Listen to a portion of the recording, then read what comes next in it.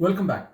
Before we get into the actual coding and building a bot, we will have a few videos explaining the logic of what we're doing, the educational content, and also the downloading the necessary tools that are necessary for building this bot. So in this video, I'm going to explain the logic of what we are doing. The way most apps and most applications are designed these days is that there is a front end which we access through our computers, laptops, mobile phones, or any other device, and then there is a server. So what happens is there is a front end which is a light app which resides on our it can be accessed through a browser or a specific application. This app communicates our need with a server, which is the backend, and then the backend does something, communicates back the answer or the service to the request to the front end, and we can have whatever service that we have needed fulfilled. So in case of ChatGPT, the way this works is that the ChatGPT interface that we see is actually the front end. That engine does not have it's not the large language model, or that does not have the intelligence to provide us the answers that we look for. So the front end is the ChatGPT page that we see, and the back end is the OpenAI large language model.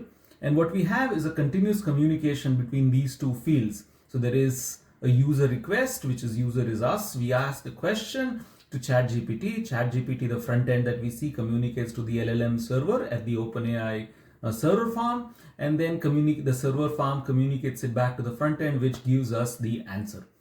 Now, what we essentially do here is we replace the front end with our own front end, right? So the LLM servers, what we had, stays what it is. It does not change. We are using the OpenAI large language model for this particular application. But the front end, which we have the ChatGPT front end, we replace it with our chatbot. So that's a very simple model. There is a slight change also that we do. So this is the model that I had showed you, right? Where we have the front end application, which can be accessed through an application or a browser or whatever means.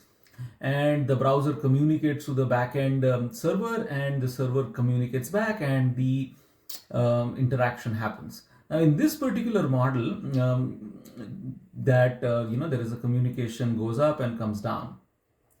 In this particular model that we have, we make slight change. So the slight change is that first the user, which could be us, we communicate to the server by telling the server, hey server, tell me something about your day. The server is here. We have created the role of the chief purchasing officer. So once this message passes, tell me about your day.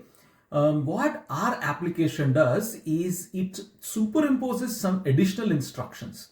So it says that you are the CEO of Surya Motors, blah blah blah, and answer the question from this perspective that we have created, and then the question is tagged along. And so now the server sees a much larger message than the message which is asked by the user. And what happens is that the server responds using this larger context.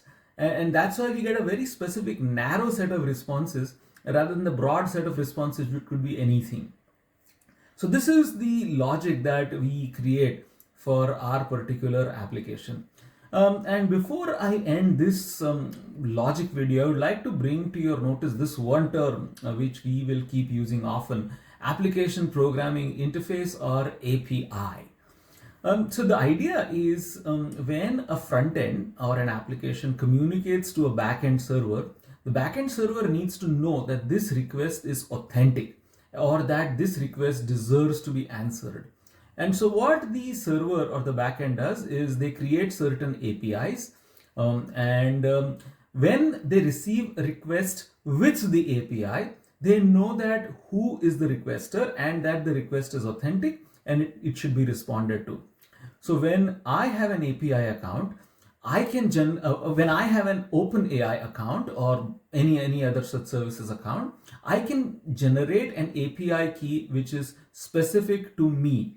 And when my program, which is in R, Python, or whatever tool, uses that API key to communicate with OpenAI, OpenAI knows that, hey, this is a request coming from Piyush, And since Piyush is an authorized user, we can send it to Piyush and get it back, bill Piyush if necessary for whatever the charge is, and answer the request that Piyush has. So this is the simple part where we try to give you the logic of what we are going to do here, and also the API idea that we will keep using in these series. Thank you.